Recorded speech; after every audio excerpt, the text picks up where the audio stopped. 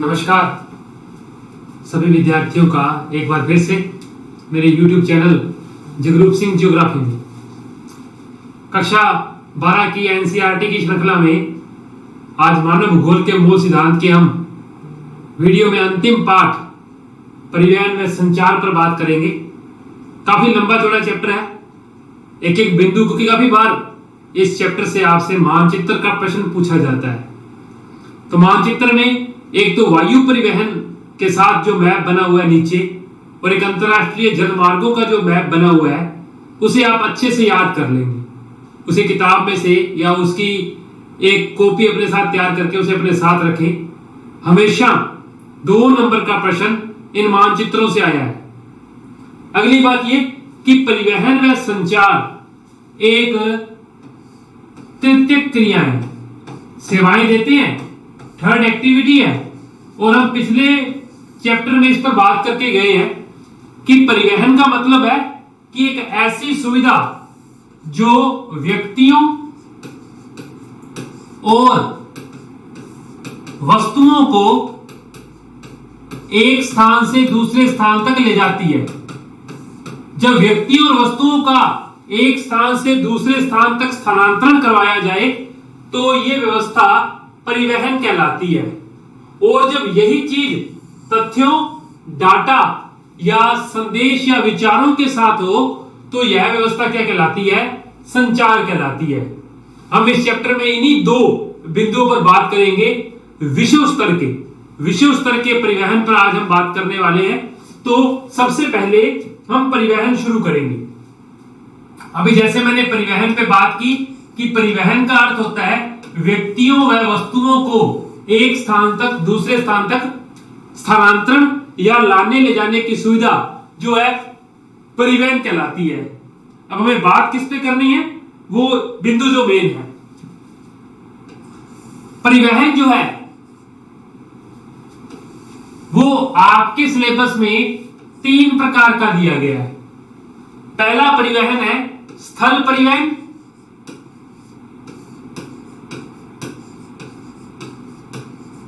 दूसरा परिवहन है जल परिवहन,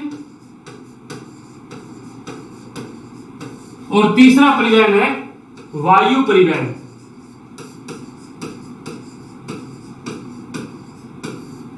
सेवा सेक्टर में आता है परिवहन, हम फिर बात कर चुके हैं पहले। स्थल परिवहन में आपके सिलेबस में 3 लिखे हुए हैं। एक तो सड़क परिवहन, फिर रेल परिवहन, और तीसरा बिंदु लिखा है पाइपलाइन। जल परिवहन के भी 2 हैं, एक आंतरिक जलमार्ग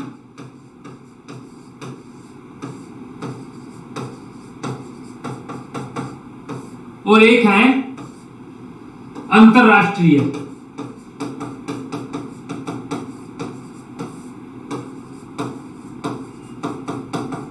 हम ये 8 बड़े रूट्स पर बात करेंगे। तीसरा वायु परिवहन जो कि राष्ट्रीय और अंतरराष्ट्रीय।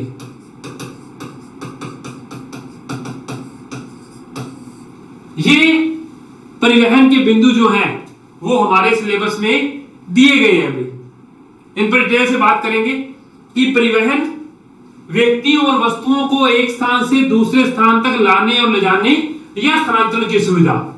अब हम पहले तीनों को समझते हैं। आपके लिए जल परिवहन और वायु परिवहन दोनों में मार्ग बनाने का खर्चा नहीं आता। मार्ग बनाने का खर्च जो है वो नहीं आता, ना ही मार्गों की मरम्मत का खर्चा आता है। समुद्रों में जहाज चलाना है, परंतु इनके उपयोग में लाए जाने वाले साधन अत्यधिक महंगे होते हैं। सामान्य तौर पर एक जहाज बनाने में या बोट बनाने में, बड़े समुद्री जहाज बनाने में काफी खर्चा आता है। परंतु स्थल परिवहन में आपको पहले एक रूट बनाना पड़ता है। सड़कें आपको बनानी पड़ेंगी, रेल की पटरियां बनानी पड़ेंगी, पाइपलाइन आपको बिछानी पड़ेगी। इनके जो मरम्मत का खर्चा है वो अत्यधिक होता है। सड़क टूट जाए उसे आपको दोबारा से बनाना पड़ता है, परंतु इनके साधन सामान्य तौर पर होती है। दूसरा, इन सभी परिवहन को आप देखेंगे, राष्ट्रीय वायु परिवहन, जल परिवहन, रेल परिवहन, आपको इनके लिए पहले किसी स्टेशन पर जाना पड़ेगा। आप सामान्य तौर पर रेलवे जो होती है, आप अपने शहर के स्टेशन पर जाते हैं, फिर वहां से एक यात्रा पकड़ते हैं। इन सब के लिए सड़क परिवहन एक सुविधाजनक चीज होती है, क्योंकि सड़क के माध्यम से ही आप उस स्टेशन पर जा सकते हैं। फिर आप किसी, दूसरी बात जो हमें ध्यान रखनी है कि एकमात्र सड़क परिवहन ही ऐसा परिवहन है जो आपको गेट टू गेट फैसिलिटी जो है वो देता है। गेट टू गेट फैसिलिटी जो है वो उपलब्ध करवाता है, यानी द्वार से द्वार की सुविधा सिर्फ सड़क परिवहन में ही देखने को मिलती है। इस बात को हमें ध्यान रखना है, परंतु बाकी के लिए आपको पहले किसी अन्य स्टेशन पर जाना पड़ेगा, वो आपको गेट टू गेट फैसिलिटी नहीं देते हैं। सबसे तीव्रतम साधन और सबसे महंगा साधन वायु परिवहन है। सबसे तीव्रतम साधन और सबसे महंगा साधन जो है वो वायु परिवहन है। सबसे सस्ता साधन जल परिवहन है। सबसे सस्ता साधन जो है जल परिवहन है, सबसे तेज वो है। दूसरा, ये सब परिवहन, ये जो जल परिवहन अंतरराष्ट्रीय है, ये सब किसी प्राकृतिक आपदा द्वारा सामान्य तौर पर बंद हो जाते हैं। नदियां अगर अपने बहाव से तेज हो जाएं तो आंतरिक जलमार्ग बंद हो जाएंगे। दूसरा, अत्यधिक वर्षा होने पर सड़कें खराब हो जाती हैं।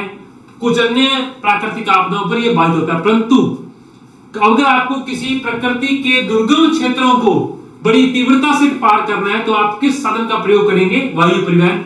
वायु परिवहन ने दुनिया में जो है पर्यटन के क्षेत्र में भी क्रांति में महत्वपूर्ण योगदान दिया है। दूसरा, जब कोई प्राकृतिक आपदा आती है उस समय सामान पहुंचाने में भी वायु परिवहन अत्यधिक लाभदायक सिद्ध हुआ है। दूसरा, आप प्रकृति के दुर्गम पहाड़ों को, मरुस्थलों को बड़ी आसानी से इस परिवहन के द्वारा पार कर सकते हैं। छोटी मोटी दो तीन और बात कर लेते हैं। सड़क परिवहन जो है इसमें मरम्मत और रख रखाव का खर्चा सबसे अधिक आता है। सड़कें टूटने पर आपको अत्यधिक मात्रा में इसे जो है दोबारा से बनाना पड़ता है। अब हम इन्हीं बिंदुओं पर इस पूरे पाठ में डिटेल से चर्चा करेंगे। हम सबसे पहले शुरू करने वाले हैं सड़क परिवहन। स्थल परिवहन में हम जो सबसे पहले चीज शुरू करने वाले हैं वो है सड़क परिवहन। हम इसे मैप के तौर पर विश्व के प्रमुख बिंदुओं के हिसाब से समझेंगे। अभी मैंने बात की, पहली बात तो गेट टू गेट फैसिलिटी।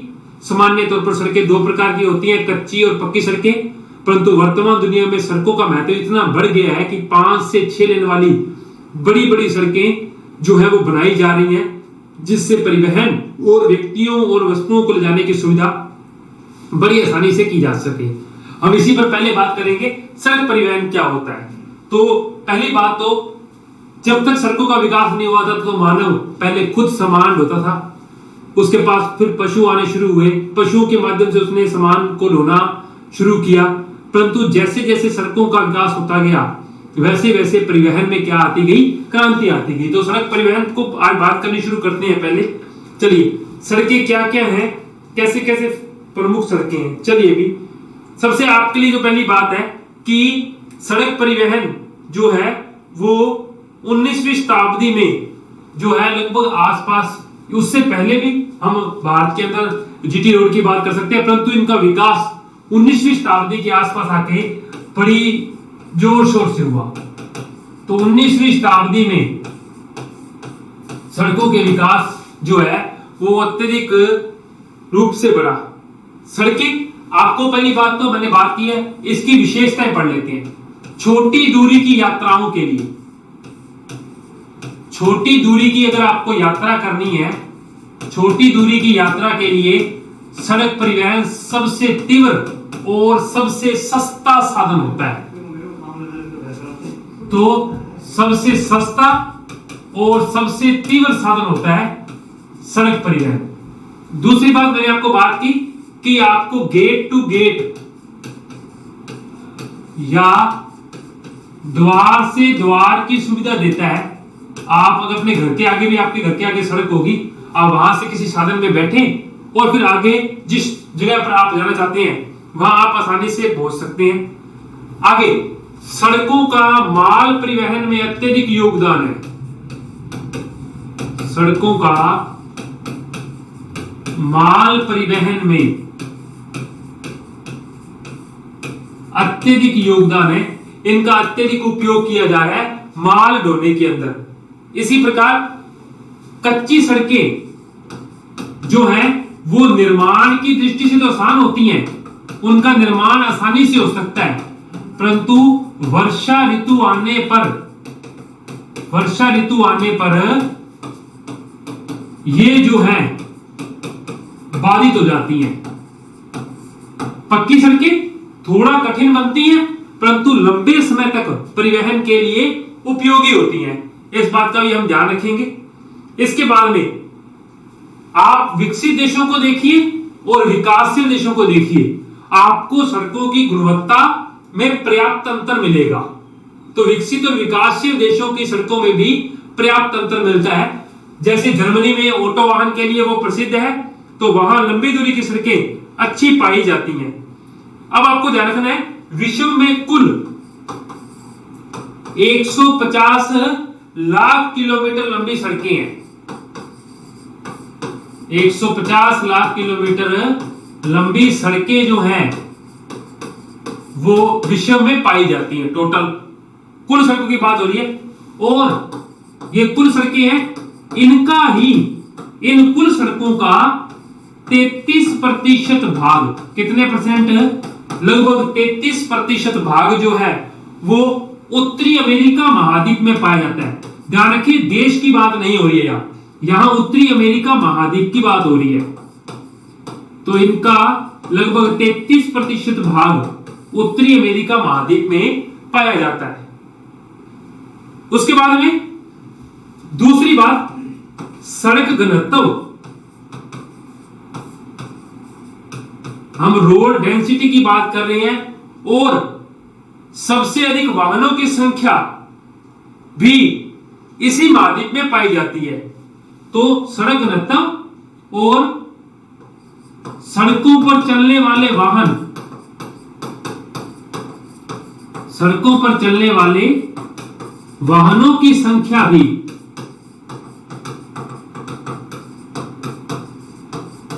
सर्वाधिक कहां पाई जाती है? उत्तरी अमेरिका महाद्वीप में ही पाई जाती है। ध्यान रखेंगे, हम डिटेल से एक बिंदु पर बात करते हुए चलेंगे। हमें एक भी बिंदु जो है वो छोड़ना नहीं है इस पार्ट से। तो छोटी दूरी के लिए जरूरी है गेट टू गेट फैसिलिटी जो है वो सड़कें देती हैं। फिर सड़कों द्वारा माल परिवहन में कच्ची सड़कें वैसे तो आसान बनती हैं परंतु वर्षा ऋतु आने पर खराब हो जाती हैं, इसलिए पक्की सड़कें जो हैं वो सामान्य तौर पर उपयोगी होती हैं। दुनिया में 150 लाख किलोमीटर लंबी सड़कें हैं और जिनका 33% भाग नॉर्थ अमेरिका महाद्वीप में पाया जाता है, कनाडा, मैक्सिको और यूएसए। सड़क घनत्व और सड़कों पर चलने वाले वाहनों की सर्वाधिक संख्या भी इसी महाद्वीप में देखने को मिलती है। चलिए अब हम एक छोटे से एक पॉइंट पर बात करते हैं। इसी चैप्टर में लिखा हुआ है एक यातायात प्रवाह। यातायात प्रवाह क्या होता है कि सड़कों पर चलने वाले वाहनों की वजह से जो है सड़कों का घनत्व या उनका जो यातायात का जो प्रवाह है वो किस समय अधिक देखने को मिलता है और किस समय कम देखने को मिलता है। तो इस यातायात प्रवाह की बात करते हैं कि क्या होता है यातायात प्रवाह। चलिए, यातायात के शीर्ष यानी उच्च बिंदु और निम्न यानी गर्त बिंदु आपको दिन के समय देखने को मिलते हैं। क्या होता है, सामान्य तौर पर बड़े महानगरों में लोग सुबह काम करने के लिए जाते हैं और जैसे सुबह सुबह काम करने के लिए सभी लोग सड़कों पर निकलते हैं अपने काम पर जाने के लिए, तो सड़क पर उस समय आपको शीर्ष बिंदु देखने को मिलता है। दोपहर के समय सड़कों पर आवागमन कम होता है, रात के समय सामान्य तौर पर सड़कों पर आवागमन कम होता है, परंतु शाम को जब वो वापस लौटते हैं तो सुबह और शाम को हमेशा शीर्ष बिंदु देखने को मिलते हैं, जबकि इन समय के बीच आपको निम्न बिंदु यानी आप उसको बोल सकते हैं गर्त जो है वो देखने को मिलते हैं। सामान्य रूप से आप इसे बोल सकते हैं सड़क संकुलता, सड़क पर वाहनों की भीड़ कितनी है, इसे सड़क संकुलता भी कहते हैं। तो सामान्य रूप पर दिन सुबह के समय और शाम के समय आपको सड़कों पर शीर्ष बिंदु देखने को मिलेंगे, जबकि दोपहर और रात के समय आपको निम्न बिंदु देखने को मिलेंगे। सड़क संकुलता यानी सड़कों पर वाहनों की भीड़ के संबंध में इसे मापा जाता है। तो एक ये बिंदु था यातायात प्रवाह। चलिए अब हम आगे बात करने वाले हैं। एक बिंदु है महामार्ग। क्या होते हैं महामार्ग और क्या क्या मेन रूट जो है वो दुनिया में चल रहे हैं, हम इसे विश्व के मैप पर ही समझेंगे एक एक महाद्वीप में। तो मैं आपको महामार्ग या विश्व की जो बड़ी सड़कें हैं उन पर बात करते हैं, उनकी चर्चा करते हैं।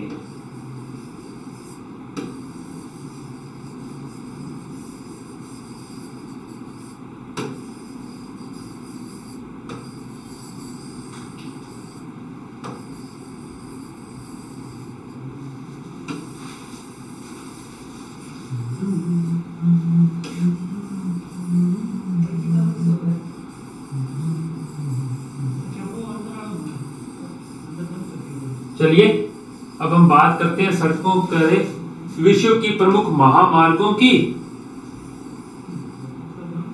प्रमुख सड़कों की। चलिए क्या क्या प्रमुख सड़कें हैं। अमेरिका में महामार्ग सबसे उच्च घनत्व के हैं। तो हम उत्तरी अमेरिका महाद्वीप की बात करते हैं पहले।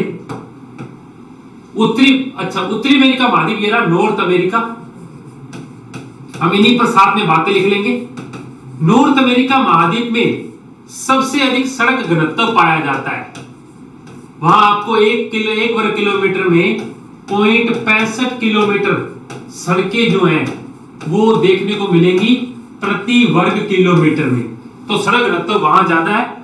और यूएसए की एक बात, यहां का प्रत्येक स्थान महामार्गों से 20 किलोमीटर की दूरी पर है। तो महामार्गों से प्रत्येक स्थान 20 किलोमीटर की दूरी पर है। और चलिए अब क्या है, नॉर्थ अमेरिका महाद्वीप में इस तरफ जो अटलांटिक ओशियन है, अंध महासागर है, और इस तरफ जो प्रशांत महासागर है, ये सभी किनारे आपस में सड़कों के माध्यम से जुड़े हुए हैं। तो हम इसी पर प्रमुख सड़कें जो हैं वो आपको दिखा देंगे। उत्तरी अमेरिका महाद्वीप मैं यही लिख देता हूं पहले। तो उत्तरी अमेरिका महाद्वीप पे सड़क घनत्व 0.65 है और 20 किलोमीटर दूर प्रत्येक स्थान है यहां महामार्ग से। चलिए दोनों जुड़े हुए हैं। ट्रांस कनाडियन महामार्ग कनाडा के अंदर है। ट्रांस कनाडियन महामार्ग यहां ब्रिटिश कोलंबिया के वैंकूवर को, ट्रांस कनाडियन महामार्ग ब्रिटिश कोलंबिया के इस किनारे पर स्थित वैंकूवर को जो है पश्चिमी पूर्वी तट पर स्थित न्यू फाउंडलैंड द्वीप के सेंट जॉन से जोड़ता है। आप इसे मैप पर देख लेंगे। सेंट जॉन कौन सी द्वीप पर है? न्यू फाउंडलैंड पर। तो पहला है वैंकूवर को सेंट जॉन से जोड़ने वाला प्रमुख।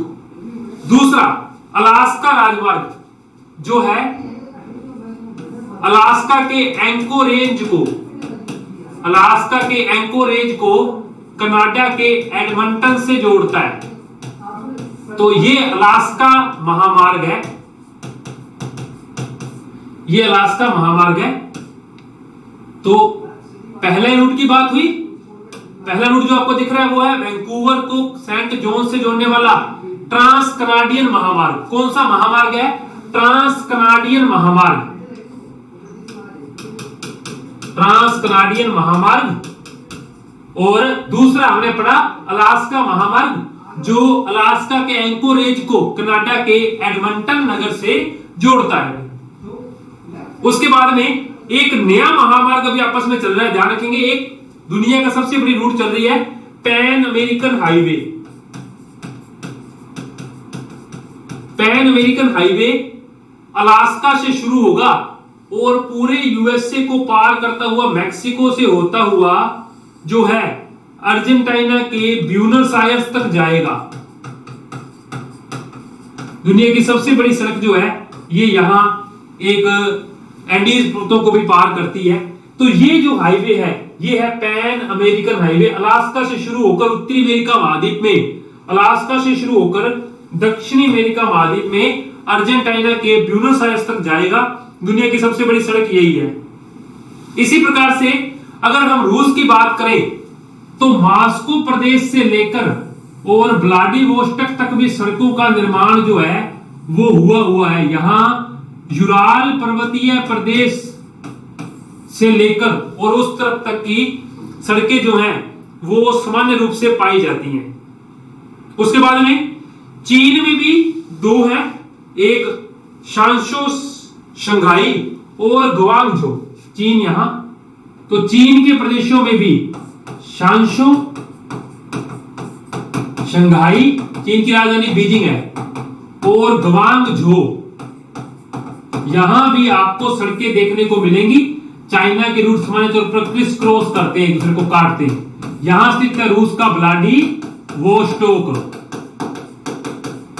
तो रूस के अंदर यहां सड़कें, चाइना के अंदर यहां प्रमुख सड़कें आपको देखने को मिलेंगी।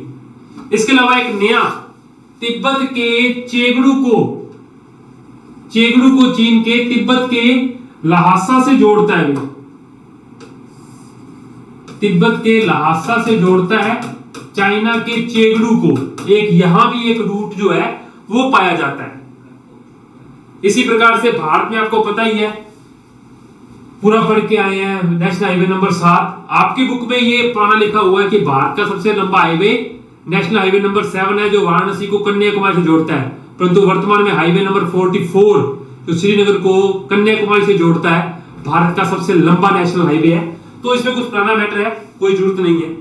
इसके अलावा अफ्रीका में जो है एक उत्तर में अल्जीरिया से लेकर नीचे तक एक महामार्ग जो है क्रोनाकी से होता हुआ केपटाउन, कैरो, मिस्र के अंदर काहिरा, मिस्र, कैरो का मतलब मिस्र की राजधानी काहिरा की बात हो रही है। इन सबको भी आपस में जोड़ते हुए जो रूट है वो विश्व में चल रहे हैं। तो ये पहला टॉपिक था हमारा सड़क परिवहन का। अगली कक्षा में हम रेल परिवहन पर चर्चा करेंगे, लंबा चौड़ा बिंदु है। तब तक के लिए धन्यवाद।